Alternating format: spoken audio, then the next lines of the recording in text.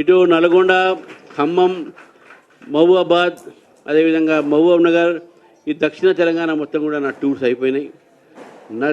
మన రేపు మళ్ళీ 18వ తారీఖు తర్వాత నా రెండో వీటితో సంబంధించినటువంటి ఒక ఈ స్టార్ట్ అవుతుంది, టూర్ స్టార్ట్ అయితే దాంట్లో నార్త్ తెలంగాణ మెదక్ అయిపోయింది, మిగతా జిల్లాలు మిగిలిన జిల్లాలు ఇవన్నీ కూడా నేను టూర్స్ పోతాను.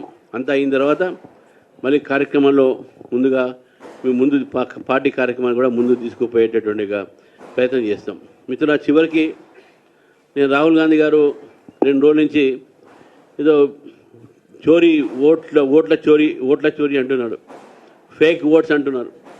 నాకు అర్థం కాదు ఏంటంటే హిమాచల్ ప్రదేశ్ వాళ్ళు గెలిచారు, అప్పుడు వాళ్ళకు ఫేక్ ఓట్లు గుర్తు రాలే. కర్ణాటక వాళ్ళు గెలిచారు, అప్పుడు ఫేక్ నోటు వాళ్ళకు గుర్తు రాలే. తెలంగాణ వాళ్ళు గెలిచారు, అప్పుడు ఫేక్ ఓట్లు వాళ్ళకు గుర్తు రాలే. ఈరోజు మహారాష్ట్ర ఓడిపోయిన తర్వాత, హర్యానా ఓడిపోయిన తర్వాత, రేపు బీహార్ కూడా ఓడిపోతున్నామని తెలిసి ఈ సర్ అనేటటువంటి స్పెషల్ ఇంటెన్సివ్ రివిజన్ ఉందో దీన్ని వ్యతిరేకిస్తూ మీ ఓడిపోతున్నామని చెప్పి ముందే ఒప్పుకొని ఓట్లు ఫేక్గా ఉన్నాయి, చోరీ జరిగింది అని చెప్తా ఉన్నారు. దీన్ని భారతీయ జనతా పార్టీ ఖండిస్తుంది. ఒక ఫేక్ ఇండియన్గా ఫేక్ ఓట్ల గురించి మాట్లాడద్దు. ఇవాళ ఫేక్ ఇండియన్